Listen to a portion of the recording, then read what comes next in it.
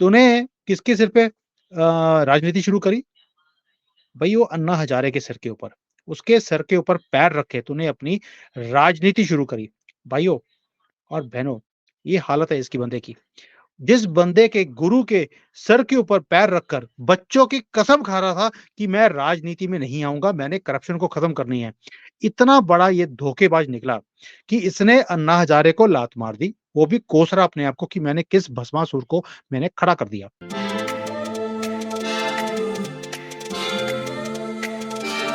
नमस्कार दोस्तों, welcome back. आप देख रहे हैं कॉफ़ी विद सुमित जैन। दोस्तों, नंबर 2 नंबर का खलीफा, उसको तीसरा समन पहुँच चुका है और आजकल ये हालत है कि अस्पताल में जब आम आदमी पार्टी के कोई बच्चे पैदा होते हैं, उनको नर्स भी बोलती है, "भई ईमानदार घोटालेबाज पैदा हो गया।" तो आज बात करेंगे आम आदमी पार्टी की, ये घोटालेबाज सरकार और घोटालेबाज केजरीवाल की। लेकिन एक बात माननी पड़ेगी कि गजब का कॉन्फिडेंस है ये आम आदमी पार्टी वालों के पास कि एक के बाद एक घोटाले खुल के सामने आ रहे हैं। सिसोदिया हो, संजय सिंह हो, जेल के अंदर चक्की पीस रहे हैं। जमानत मिल नहीं रही, जबकि सारे जो जजेस हैं उन्होंने सारी किताबें खोल-खोल के देख ली कि कैसे इनको जमानत दे दी जाए। लेकिन कोई भी लकूना उनके हाथ में नहीं लग रहा इनको बचाने के लिए। सतिंदर जैन, आपको मालूम है, महीनों तक जेल में फ्री की रोटियां तोड़ते रहे और बड़ी ही मुश्किल से बीमारी का बहाना बनाने के बाद जमानत पर आजकल बाहर है। और केजरीवाल, जिसने आज तक किसी भी फाइल के ऊपर अंगूठा तक नहीं लगाया, क्योंकि उसके मालूम था कि भाई अगर मेरा नाम कहीं भी आएगा तो मैं कल को फंस सकता हूं, इसलिए पूरी टीम को फंसा दिया, खुद अंगूठा भी लगाया नहीं। और ईडी का तीसरा समन मिलने के बाद भी आप जो है, इसके सारे कार्यकर्ता और सारे सो कॉल्ड मंत्री ये कह रहे हैं कि शराब घोटाला तो हुआ ही नहीं और सरकार जो है वो झूठा केस बना के बैठी हुई है। यानी कि trial court, high court, supreme court, सब फर्जी केस चला रहे हैं। ये आम आदमी पार्टी का कहना है। और इससे भी बड़ा इनमें कॉन्फिडेंस देखने के लिए तब मिल रहा है कि जब इन्हें पता है कि केजरीवाल गिरफ्तार हो जाएगा, क्योंकि तभी तो ये फर्जी जो सर्वे कराया गया है इन्होंने आपकी तरफ से कि क्या जेल से सरकार चलानी चाहिए केजरीवाल को। ईडी को अभी तक ये नहीं पता कि पूछताछ के बाद केजरीवाल की गिरफ्तारी होगी या नहीं होगी। क्या उन्हें उतने प्रूफ मिलेंगे जिसके बेसिस के ऊपर ये उसे गिरफ्तार करके जेल में कर सकते हैं। लेकिन आप वाले हैं, इनका प्रोपेगेंडा पहले से चालू हो गया कि मोदी डरा हुआ है केजरीवाल से, उसके काम बोलते हैं और उसकी लोकप्रियता इतनी ज्यादा है कि मोदी आम आदमी पार्टी को खत्म करने में लगे हैं। भी लोकप्रियता तो हमने पिछले 3 स्टेट इलेक्शंस में देख ली थी कि 97 से लेके 98% जो इनके उम्मीदवार खड़े थे, उनकी ज़मानत भी ज़ब्त हो गई है। भी नोटा में ज़्यादा वोट पड़े हैं आम आदमी पार्टी को, उससे भी कम पड़े। और लेकिन लोकप्रियता, अरे भाई साहब, इतनी ज़्यादा है, मोदी जैसा आदमी जिसकी कि 76-77% लोकप्रियता है देश में और विदेश में, वो केजरीवाल से डर गया। इसको बोलते हैं प्रोपेगेंडा और सुपर कॉन्फिडेंस। और ये केजरीवाल, इसकी एक ट्वीट थी जो मैं आपको थोड़ी-सी याद दिला दूँ, 24 नवंबर 2012 की। उसने एक ट्वीट किया था कि मैं एक पैट्रियोटिक इंडियन हूँ। मेरा सर शर्म से झुक जाता है जब हमारे करप्ट लीडर्स ईडी और सीबीआई के समन के बाद मल्टीपल टाइम्स, बार बार समन देने के बाद भी इन्वेस्टिगेशन एजेंसीज के सामने बैठते नहीं हैं और अपना सहयोग देते नहीं हैं। ऐसे लोगों को, जिसको समन आया हो, वो तो वहां पे जाने से पहले उनको रिजाइन कर देना चाहिए अपनी पोस्ट से। और उसके बाद अपने जो इनके ऊपर एलिगेशन लगे हैं उसको प्रूव करना चाहिए कि सही है कि गलत है। ये मैंने कहा चलो एक बार केजरीवाल को खुद ही मैं याद दिला दूं, क्योंकि आम आदमी पार्टी वाले हमारी वीडियोस को देखते हैं और गालियां भी निकालते हैं। स्वाभाविक ही है, आप समझ सकते हैं, क्योंकि इतनी ज्यादा ईमानदार कोई पार्टी अगर है तो वो तो आम आदमी पार्टी है। अब लेकिन ज़माना बदल चुका है। 2012 का टाइम खत्म हो गया। 2012 में भ्रष्टाचार को मिटाकर साफ-सुथरी राजनीति लाने की जो कस्में खाते थे केजरीवाल, आज भ्रष्टाचार की दलदल में इतना ज़्यादा डूब गया है और इतनी डुबकियाँ लगाए हुए है कि इसने एक नए तरह की राजनीति शुरू कर दी है। और ये जनाब, ये अपने आप को बोलते हैं कि मेरे से ज़्यादा ईमानदार कोई और है ही नहीं। और लेकिन कोई भी ऐसा क्षेत्र नहीं है, कोई बचा ही नहीं, जिसमें इस घोटालेबाज ने घोटाले ना किए हों। और केजरीवाल और इसकी पार्टी और पार्टी के लोग सभी एक ही बात बोलते हैं, केजरीवाल से ज़्यादा ईमानदार कोई है ही नहीं।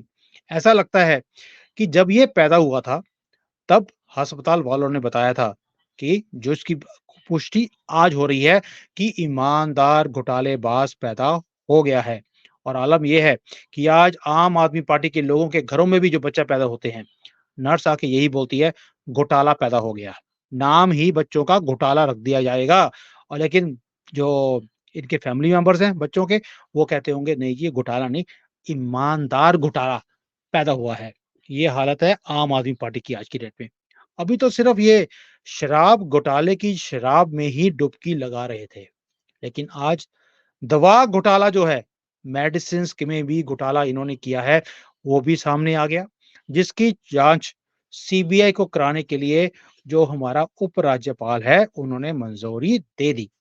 और जो चीफ जस्टिस चंद्रचूड़ इनको बचाने की पूरी कोशिश कर रहा है कि किसी तरीके से आम आदमी पार्टी को बचाया जाए। और उन्होंने भी उसने भी कह दिया कि चुनी हुई सरकार के पास इतनी शक्तियाँ होनी चाहिए कि वे वो अपना जो है, अपना काम खुद कर सके। कि किसी भी, ना तो आपको गवर्नर की ज़रूरत है, ना किसी पीएम की ज़रूरत है, किसी की भी ज़रूरत नहीं है। जितने भी स्टेट के चीफ मिनिस्टर हैं, ये जो चाहें कर सकते हैं कि इनके अंदर सहालियत होनी चाहिए, इतनी पावर होनी चाहिए। लेकिन चंद्रचूड़ जी, आपको भी मालूम है, इस केस में आप आम आदमी पार्टी के किसी भी बंदे को आप बचा नहीं सकते। और आपको ये केस सुनना भी पड़ेगा और इस पे जजमेंट देनी भी पड़ेगी। अब तारीख पे तारीख वाला काम भी आपका बंद हो गया।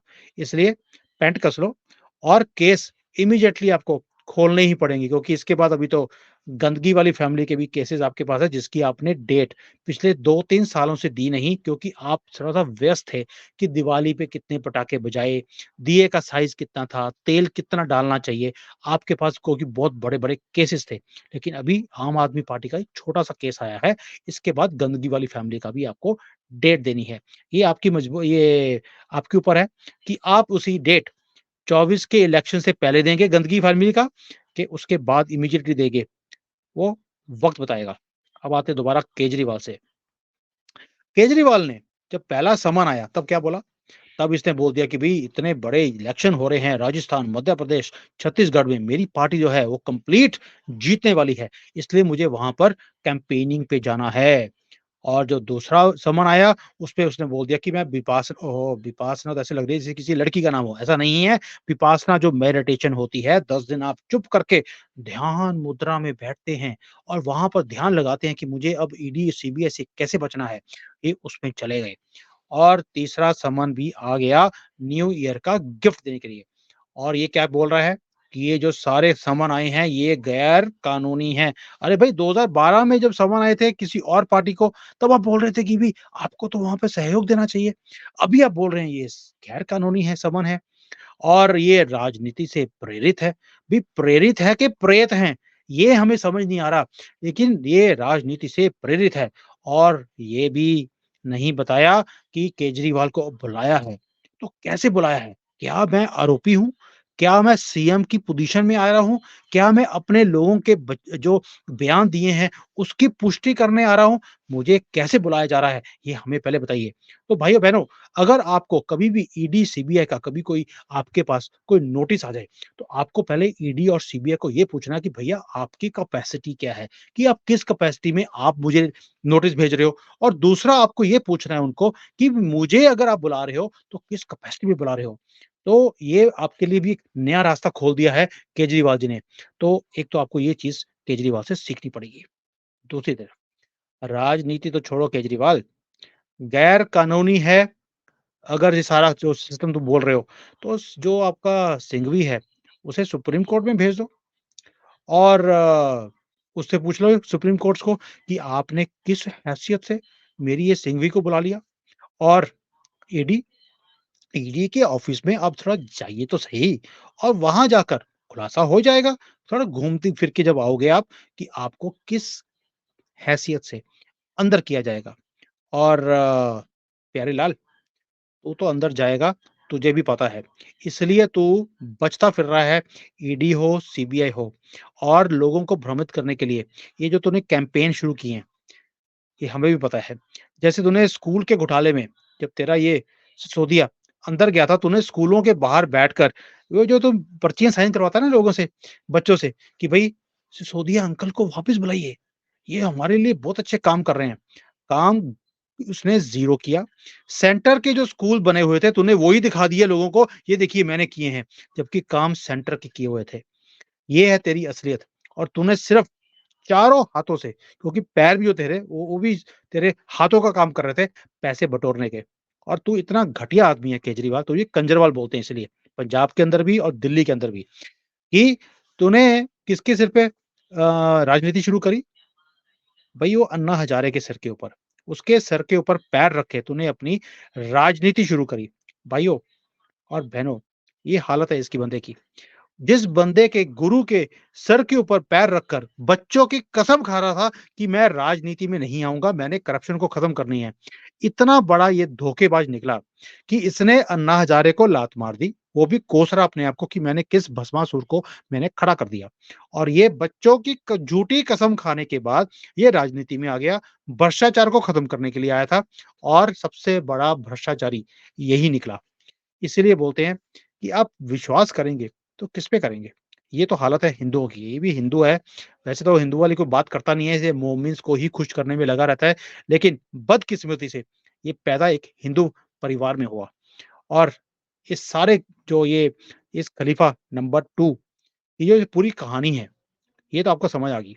एक बात तो क्लियर है कि केजरीवाल और उसके लोगों को ये पता है कि ये ऐसा बकरा बन चुका है केजरीवाल जिसकी माँ अब ज़्यादा दिन तक खैर नहीं मना सकती। इसे अंदर जाना ही पड़ेगा, इसे ईडी और सीबीआई को फेस करना ही पड़ेगा, ये बच नहीं सकता और इसके सारे घोटाले, सारे सबूत, सारे इसके घर तक जाते हैं। इसके साइन बेशक ना हुए हों, इसके अपने बंदों ने क्योंकि ये बचा नहीं सकते अपने आप को। ये अब आपके ऊपर भी केस होगा, मतलब कि आम आदमी पार्टी पर भी केस होगा क्योंकि सुप्रीम कोर्ट ऑलरेडी बोल चुकी है कि पैसा है कहाँ पर। तो सारे प्रूफ आ गए कि इन्होंने कैसे कंपनी से पैसे लिए, पैसे लेकर आम आदमी पार्टी में फंड में दिया, फंड से इन्होंने आगे इलेक्शन लड़ने का काम किया है। तो सारी ट्रेल मनी ट्रेल आ चुकी है। सुप्रीम कोर्ट ऑलरेडी बोल चुका है कि आप आम आदमी पार्टी को भी इसके अंदर घसीटिए और पार्टी को बंद कीजिए, अगर वो कसूरवार पाए गए। तो अभी तो ये सिर्फ केजरीवाल तक हाथ है, अभी आम आदमी पार्टी भी जाने वाली है। इसलिए झूठे जो कैंपेन कर रहे हैं, इससे बचिए, सावधान रहिए, अपने देश को बचाइए और सही सरकार को चुनिए। जय Hind, Vande Mataram. Hi there. If you liked the video, please don't forget to smash the like button, subscribe to our channel, and activate the bell icon so that you receive all notifications whenever we upload a new video. Thanks for watching.